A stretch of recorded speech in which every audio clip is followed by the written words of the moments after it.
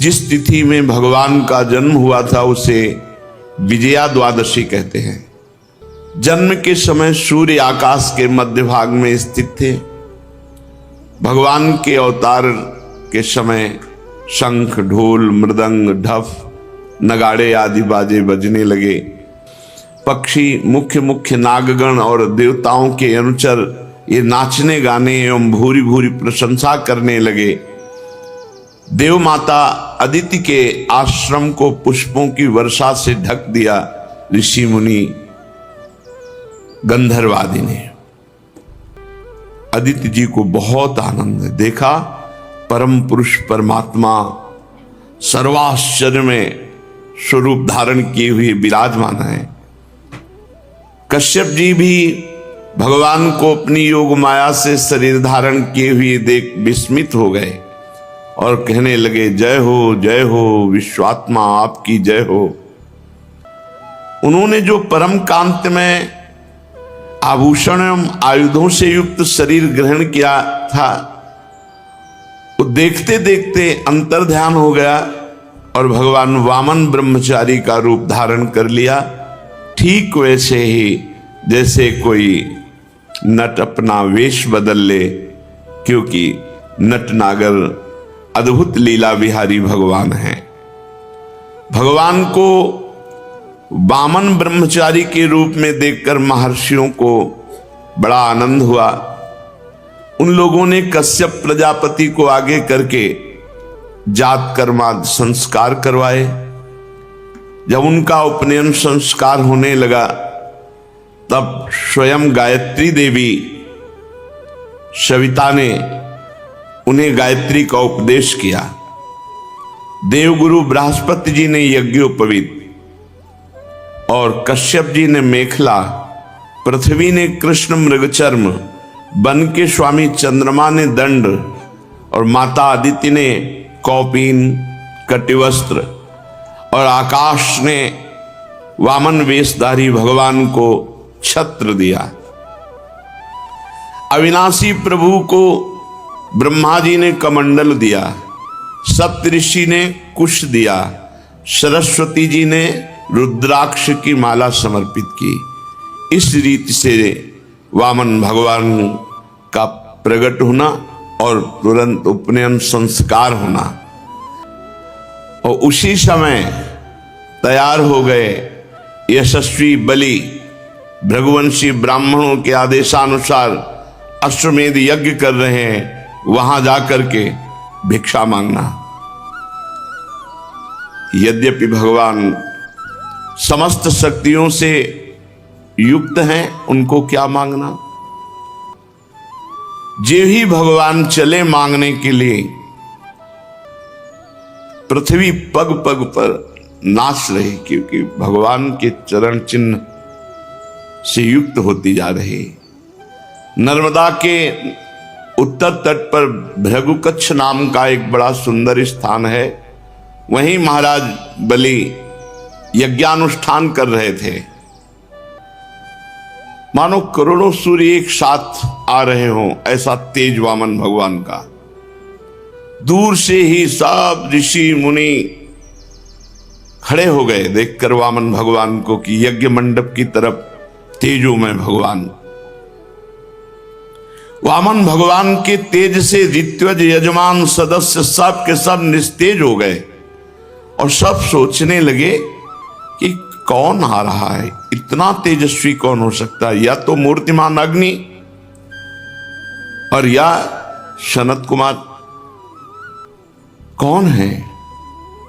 भृगु जी के पुत्र शुक्राचार्य अपने शिष्यों के साथ इसी प्रकार कल्पना कर रहे थे कि हाथ में छत्र दंड जल से भरा कमंडल लिए हुए वामन भगवान अश्वमेध यज्ञ के मंडप में प्रवेश किया। कमर में मूंज की मेखला है, गले में यज्ञोपवीत धारण किए हुए हैं, बगल में मृगचर्म है, सिर पर जटा और बौना स्वरूप ब्राह्मण के वेश में ब्रह्मचारी भगवान यज्ञ मंडप में प्रवेश किए तो सब भृगुवंशी ब्राह्मण निस्तेज हो गए। निष्प्रभ हो गए। सब के सब अग्नियों के सहित खड़े होकर वामन भगवान का स्वागत सत्कार किया।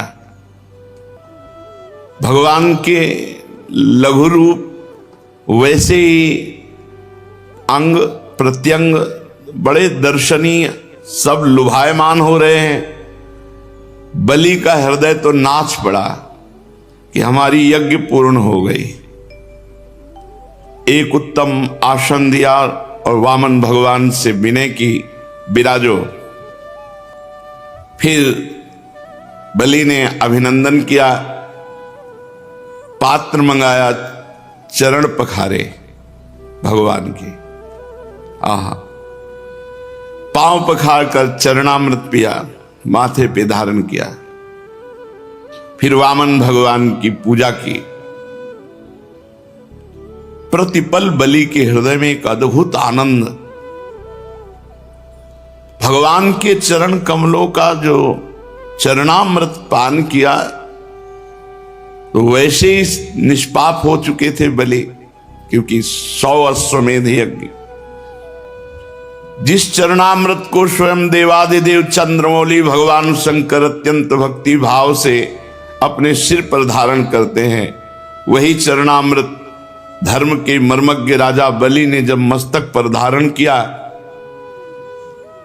तो अनुभव में आ गया कि ये कोई साधारण नहीं है, ये या तो स्वयं भगवान है या इस छद्म भेष में कोई महापुरुष पधारे हुए हैं। बलि ने हाथ जोड़कर कहा, ब्राह्मण कुमार स्वागतम स्वागतम, स्वागत है आपका, स्वागत है, नमस्कार नमस्कार, आपको बार बार नमस्कार। आज्ञा कीजिए, मैं आपकी क्या सेवा करूं। आज मुझे ऐसा जान पड़ता है कि बड़े बड़े ब्रह्म ऋषियों की तपस्या ही स्वयं मूर्तिमान होकर वामन के रूप में मेरे सामने आई है। आज मैं धन्य हो गया, आप यहां पधारे, आज मेरे पितर तृप्त हो गए। आज मेरा कुल वंश पवित्र हो गया, आज मेरा यज्ञ सफल हो गया। हे वामन ब्राह्मण कुमार, पता नहीं आपके पांव पखारने से, बड़ी बड़ी विधि पूर्वक यज्ञ करने पर भी जो आनंद नहीं आया, वो आनंद आपके पांव पखारने से आया। आज मुझे सब फल मिल गया। ये नन्हे नन्हे चरणों का धोवन हमारे हृदय में एक अद्भुत आनंद प्रकट कर रहा है। हे ब्राह्मण कुमार, ऐसा जान पड़ता है कि आप यहां ऐसे ही नहीं आए, कोई उद्देश्य लेकर आए, क्योंकि आपके चेहरे से पता चलता है कि आप कुछ मांगना चाहते हैं, कुछ उद्देश्य लेकर आए। पूज्य ब्रह्मचारी, आप जो आज्ञा करेंगे उसकी पूर्ति होगी, अवश्य ही मैं आपको दूंगा, क्योंकि आज मेरा परम मंगलमय है। आप पधारे, इससे परम मंगल। आप जो चाहे। राजा बलि के वचन धर्म भाव से भरे, बड़े मधुर थे। उन्हें सुनकर भगवान वामन प्रसन्न मुद्रा में अभिनंदन करते हुए कहा, राजन, आपने जो कहा कि ये वस्तुएं, तो ये आपके कुल परंपरा के अनुरूप है, धर्म भाव से परिपूर्ण है, यश को बढ़ाने वाला है। ऐसा कभी तुम्हारे वंश में नहीं हुआ जिससे मांगा गया हो और वो देने में पीछे हट गया हो। एक बार किसी को देने की प्रतिज्ञा करके मुकर गया हो, ऐसा तुम्हारे वंश में नहीं है। आपको पता होगा महाराज, आपके कुल में ही हिरणाक्ष जैसा वीर का जन्म हुआ। वो वीर जब हाथ में गदा लेकर अकेला दिग्विजय के लिए निकला तो सारी पृथ्वी में उसका कोई जोड़ नहीं मिला। तब भगवान श्री हरि जल में से पृथ्वी का उद्धार करने गए थे तो सामने देखा कि हिरणाक्ष गदा लिए हुए विजय प्राप्त की, पर हिरणाक्ष की शक्ति का आज भी हरि बार बार स्मरण करते हैं। विजय तो प्राप्त की हरि ने, पर बार बार हिरणाक्ष की शक्ति का स्मरण करते हैं कि कितना बलवान था।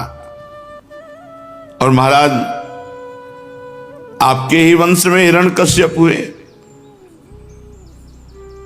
जब हिरणाक्ष के वध का हिरण्यकश्यप को भारी क्रोध में आकर के बैकुंठ में आक्रमण कर दिया। सोचो, वैकुंठ में आक्रमण कर दिया। आपके वंश में एक से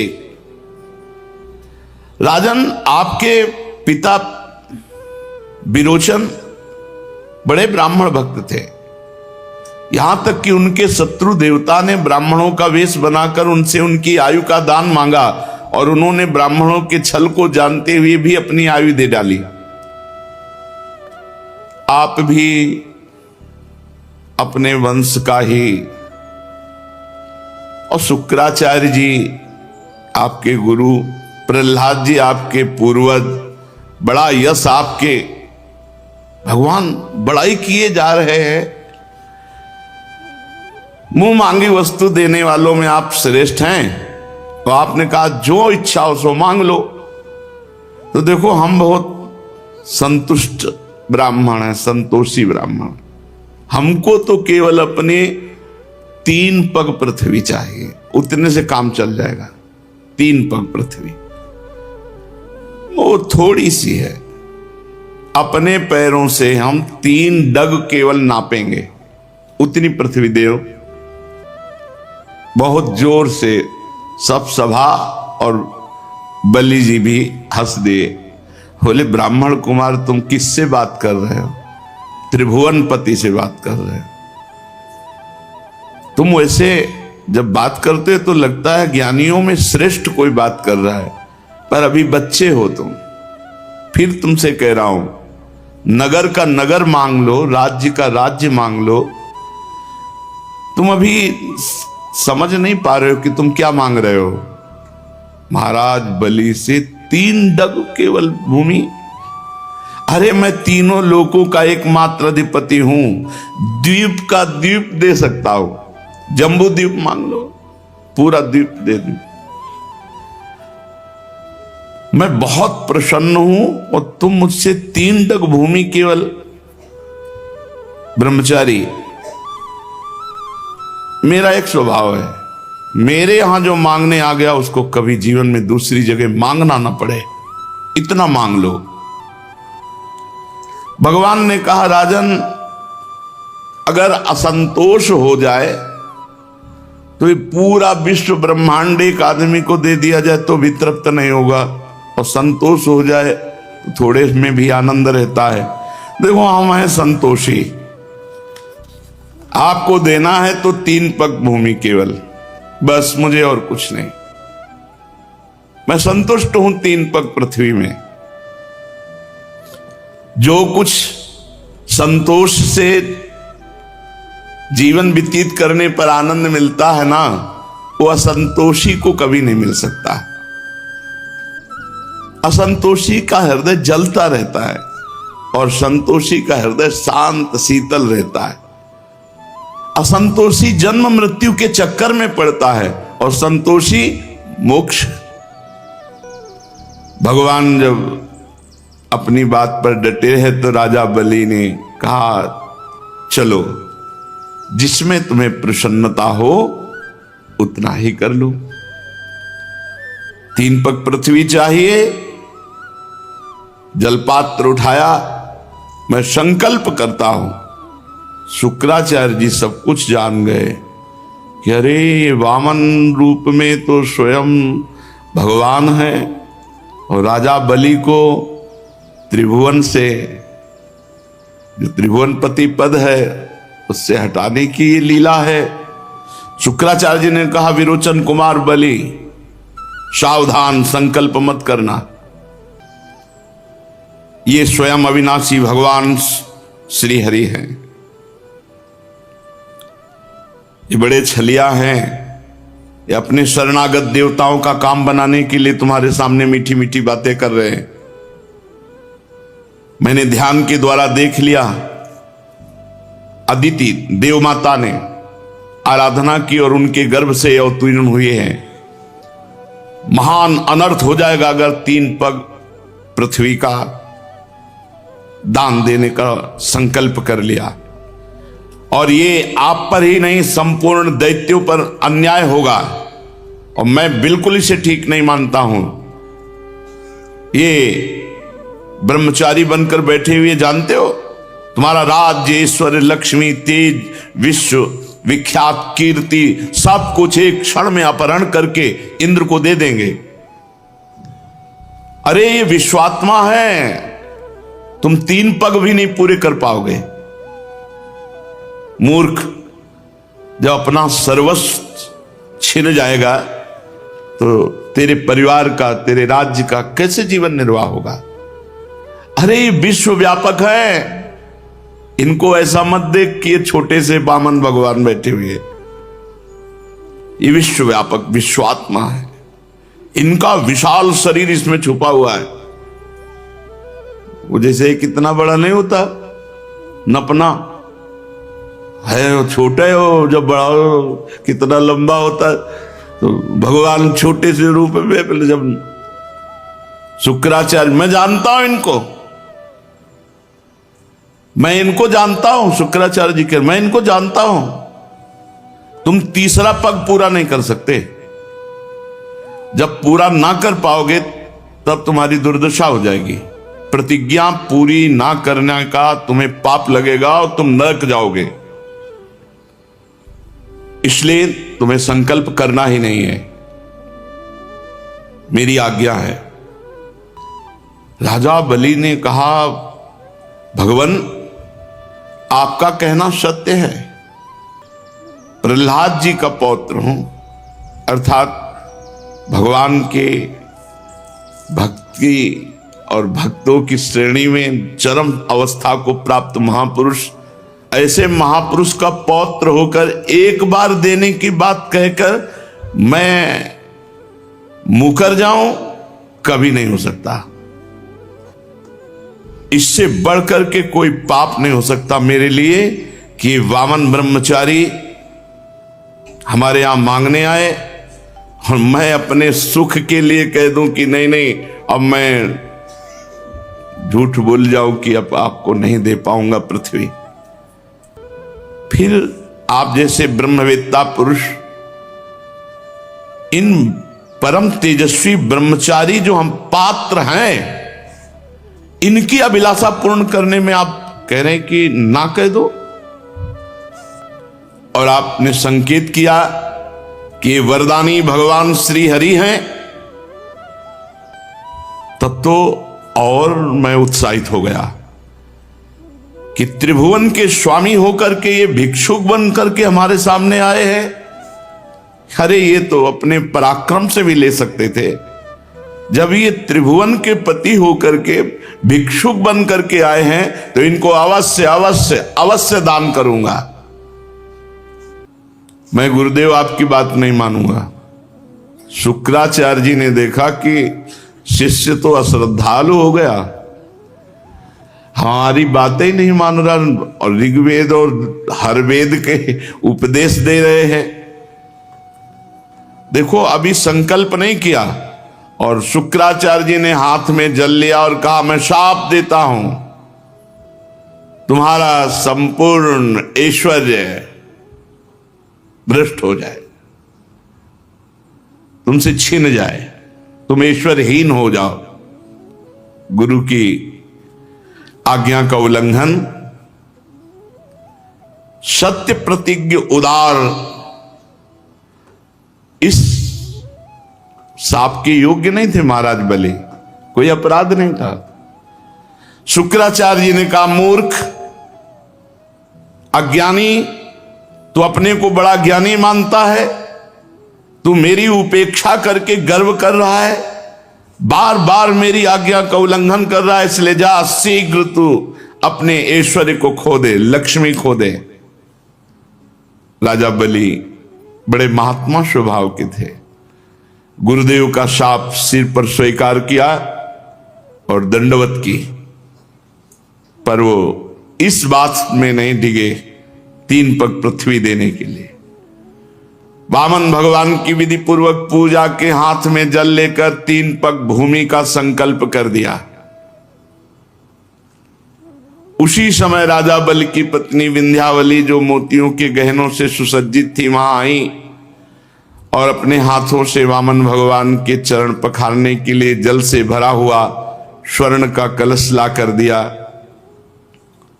बलि ने पुनः दोबारा भगवान के चरण धोए और चरणों का वह विश्व पावन जल अपने सिर पर चढ़ाया। देवता लोग ये देख करके, सौभाग्य इतना बलि का देख के कि हमको राज्य तो मिलेगा ही अब, क्योंकि भगवान ने ठान लिया है, लेकिन जो बलि को मिल रहा है वो मुझे नहीं मिला, बलि आगे ही रहेंगे। देवता लोग पुष्पांजलि बलि के ऊपर चढ़ाने लगे कि धन्य है राजा बलि, तुम्हारा अलौकिक कार्य धन्य है। अब जे ही संकल्प हो गया तो बड़ी अद्भुत घटना घटी। यज्ञ मंडप के बाहर एक चरण जे ही बढ़ा तो बस बढ़ते ही चला गया।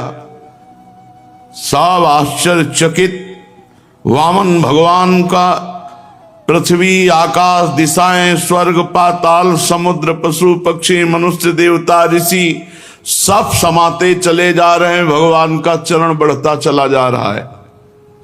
सब ऋषि मुनि आश्चर्यचकित है। सर्वात्मा भगवान संपूर्ण जगत को नाप लिया। परीक्षित, भगवान का चरण कमल ये जब ब्रह्मलोक पहुंचा, यहां से बढ़ता हुआ ब्रह्मलोक, ब्रह्मा जी ने देखा, अरे ये तो श्री भगवान का श्री चरण है। तो नखचंद्र की छटा से सत्यलोक फीका पड़ गया। भगवान के चरणों की नख कांति से ब्रह्मलोक फीका पड़ गया। स्वयं ब्रह्मा उस प्रकाश में डूब गए। ब्रह्मा के कमंडल का वही जल वामन भगवान के पांव पखारने से पवित्र होने के कारण गंगा जी के रूप में परिणित हुआ।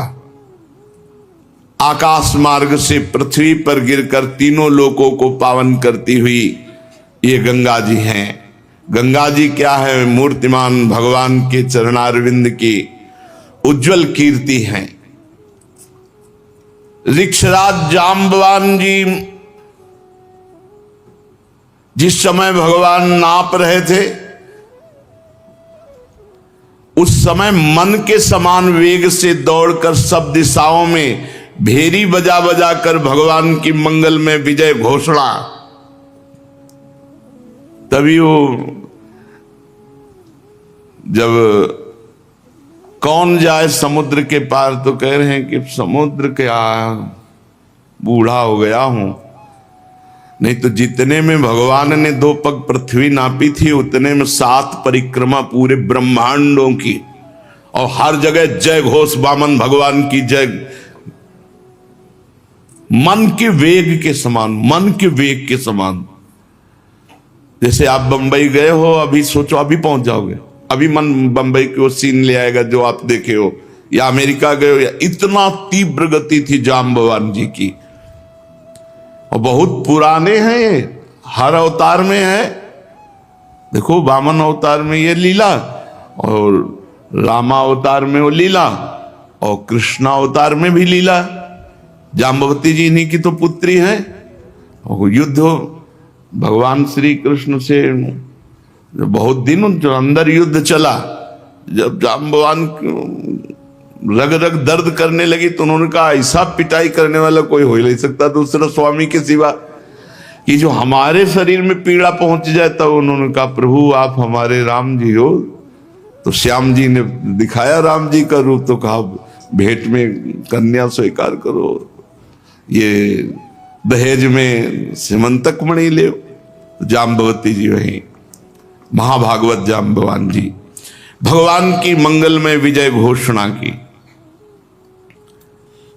दैत्यों ने देखा, जो बड़े बड़े वीर थे, कि 3 पग पृथ्वी मांगने के बहाने तो सारा त्रिभुवन ले गए। हमारे महाराज यज्ञ में दीक्षित हैं, वे कुछ कहेंगे नहीं। तो उन्होंने कहा, अरे ब्राह्मण नहीं है, ये महामायावी हरि है, ब्राह्मण के भेष में आकर देवताओं का काम बना रहा है। हमारे स्वामी यज्ञ में दीक्षित है, इसलिए इस ब्रह्मचारी वेश बनाकर आने वाले, याचना करने वाले पर आक्रमण करो। दैत्यों ने कहा, हमारे स्वामी को इसने छल लिया है, हमारे स्वामी कभी झूठ नहीं बोलते। ऐसी अवस्था में हम लोगों का कर्तव्य होता है अपने स्वामी की संपत्ति की रक्षा करना। और असुरों ने अपने अपने हथियार उठा लिए,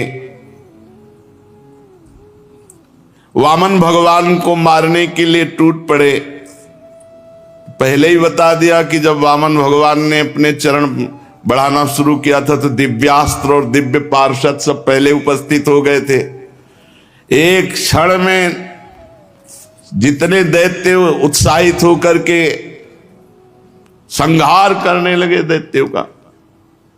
जब राजा बलि ने देखा कि भगवान के पार्षद मेरे सैनिकों को मार रहे हैं, तो उनको शुक्राचार्य जी के शाप का स्मरण आया कि गुरुदेव ने शाप दे दिया है कि ऐश्वर्य भ्रष्ट हो जाओ।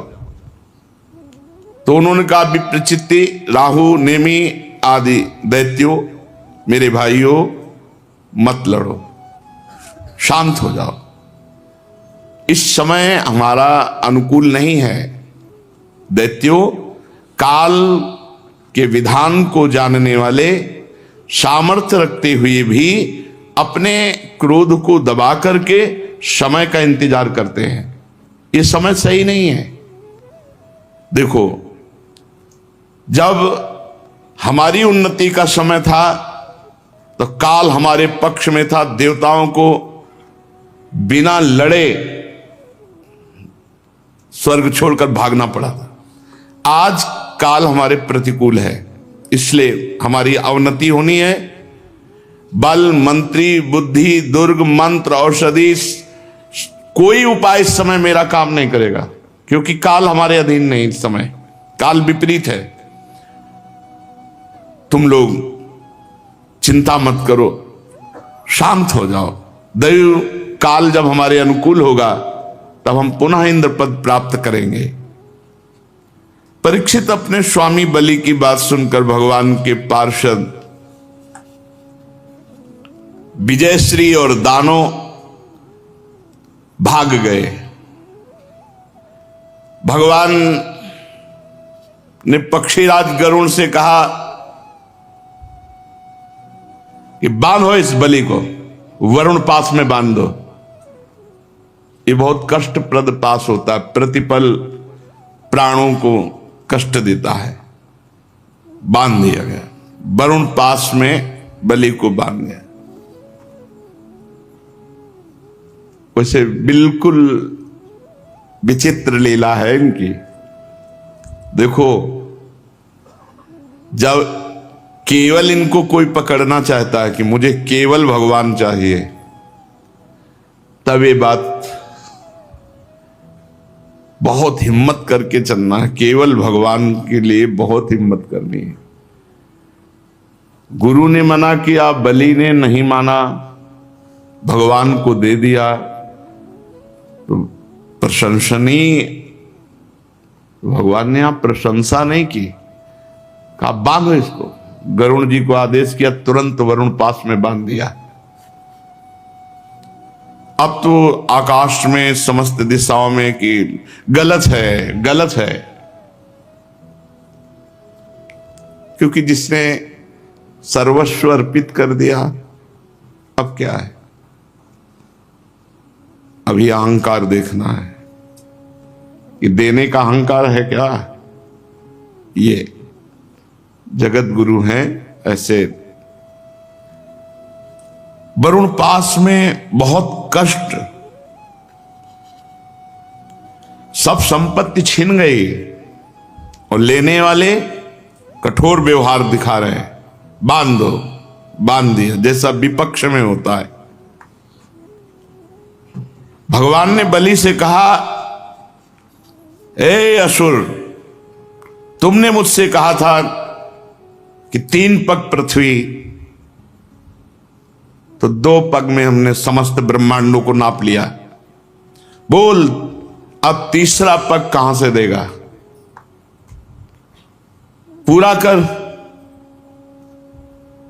जहां तक सूर्य की गर्मी पहुंचती, जहां तक नक्षत्र, चंद्रमा, किरणें, बादल बरसते, सब नप गया। तेरे देखते देखते मैंने पैर से भूल लोग, आकाश, दिशाएं, स्वर्गलोक, महालोक, जनलोक, तपलोक, सत्यलोक सब नाप लिया। बोल तीसरा पग अगर नहीं देगा तो तुझे नरक में डालूंगा। और गुरु तो तेरे प्रतिकूल हो ही गए हैं, शाप दे ही दिया है, अब अवश्य अवश्य तुम नरक जाओगे। जो दान देने की बात करके मुकर जाता है, धोखा देता है, उसके सारे पुण्य नष्ट हो जाते हैं, उसे नरक में गिरना पड़ता है। तुझे बड़ा घमंड था, मैं त्रिभुवनपति हूं, मैं बड़ा दानी हूं, मैं दूंगा, ऐसा कह के, और फिर दे नहीं पाया। अब तीसरा पग पूरा करने तुझे नरक भोगना पड़ेगा। महाराज बलि ने कहा, आराध्य देव, आपकी बड़ी पवित्र कीर्ति है, तो क्या आपने ये समझा कि मैं झूठ बोल रहा था कि तीसरा पग, 3 पग पृथ्वी नहीं दे पाऊंगा?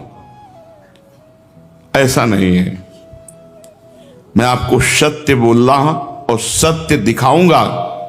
आप धोखे में नहीं हैं। 2 पग से हमारी संपत्ति नापी, अब तीसरा पग से मुझे नापो, क्योंकि मैं संपत्ति से अलग हूं, मैं संपत्तिवान था। अब अपना चरण मेरे माथे पे रखो, उसी वामन रूप में नापो मेरे को, 1 पग मैं हूं, क्योंकि भगवान वामन रूप में। मैं झूठ नहीं बोला था, और ये भी नहीं कह रहे कि आपने छल किया है। आपकी पवित्र कीर्ति है, आप मेरी बात को असत्य समझते हैं, ऐसा नहीं, मैं उसे सत्य कर दिखाता हूं, आपको धोखे में नहीं डाला। आप कृपा करके तीसरे पग को मेरे मस्तक पर धार, और ये नरक में जाने का भय किसी और को दिखाओ, हमें नहीं। देखो ये भक्त का हृदय होता है। आप मुस्कुरा रहे हो ना, मुझे दुख भरे पास में बांध करके, मुझे कोई दुख नहीं इससे। आप ऐसा दिखा रहे हो ना कि मेरे पास अब फूटी कौड़ी भी नहीं बची है, गुरु भी विपरीत हैं, और आप भी मुझे दंड दे रहे हैं, इस पर मुझे बिल्कुल कोई भय नहीं है। मैं डरता हूं तो केवल इस बात से कि मुझसे कोई त्रुटि ना हो जाए, अपराध ना बन जाए। अपने पूजनीय गुरुजनों के द्वारा जो दंड दिया जाता है वो तो पावन करने वाला होता है, और मैं ऐसा दंड चाहता हूं, क्योंकि ऐसा दंड ना माता पिता भाई बंधु नहीं दे सकते, वो तो गुरुजन ही दे सकते हैं। प्रभु आप छिपे रूप से अवश्य ही हमें श्रेष्ठ शिक्षा दी है, आप हमारे परम गुरु हैं। मुझे ये धमकी मत दो कि नरक, ऐसी महिमा आपकी, ऐसी लीला आपकी, वो आप मुझे दंड दे रहे हैं, वरुण पास से बांध रहे हैं। प्रभु इसमें ना मुझे कोई लज्जा है, ना मुझे कोई व्यथा है, ना मुझे कोई दुख है। फिर कहता हूं मैं प्रहलाद जी का पौत्र हूं। कितना कष्ट दिया गया प्रहलाद जी को, लेकिन अपनी निष्ठा से विचलित नहीं हुए। यही है भक्ति का स्वरूप, यही है कि स्वयं हम जिसकी भक्ति कर रहे हैं वही हमारे विपरीत अगर लीला करने लगे तो भी हमें उनको नहीं छोड़ना। ये बड़ी परिपक्व अवस्था भक्ति की होनी चाहिए।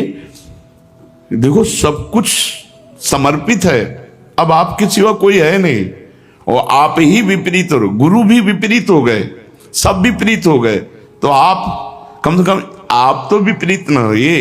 लेकिन आखिरी हद की बात है कि आप भी विपरीतता दिखा रहे हो, कह रहे हैं तुझे पक्का नरक मिलेगा, और गरुड़ जी से कह के वरुण पास में बंधवा दिया, और कहां तीसरा पग पूरा करेगा, बड़ा दानी बनता है। ऐसा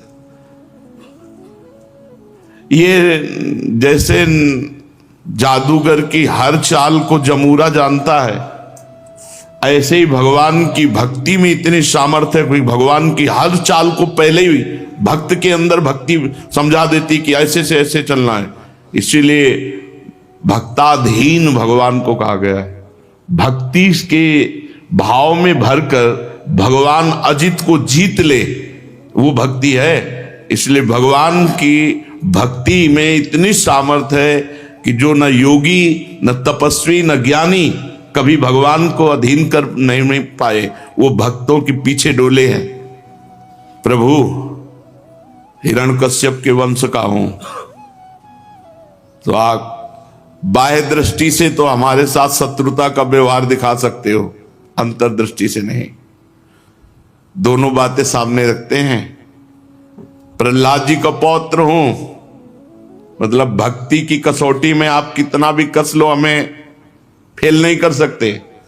और ये जो बाहर लीला कर रहे हो गलत है नहीं, क्योंकि हिरण्यकश्यप हमारे ही पितर है, तो आपसे द्रोह करते थे, तो आप द्रोह की लीला हमसे करोगे, कर लो। पर अंतर्दृष्टि से देखो, आप बलि ऐसा बोल ही रहे थे, मुख में भगवान नाम आंखों में अश्रु, प्रहलाद जी पधारे।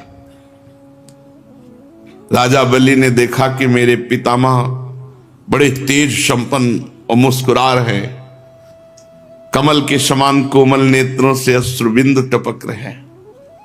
वरुण पास में बलि बंधे हुए, इसलिए जैसा प्रहलाद जी के आने पर आदर करते थे वैसा नहीं कर पाए, केवल नेत्रों से। प्रहलाद जी ने देखा भक्तवत्सल भगवान वहां विराजमान है, सुनंद नंदादि पार्षद सेवा कर रहे हैं। प्रहलाद जी तो वैसे ही पुलकित सुप्रवाह, लेकिन जब देखा कि बलि जी पर इतनी कृपा, तो साष्टांग भगवान के चरणों में लौट गए, और फिर जो भगवान से वार्ता हुई वो आगे शिष्य आगे। श्री राधा वल्लभ लाल।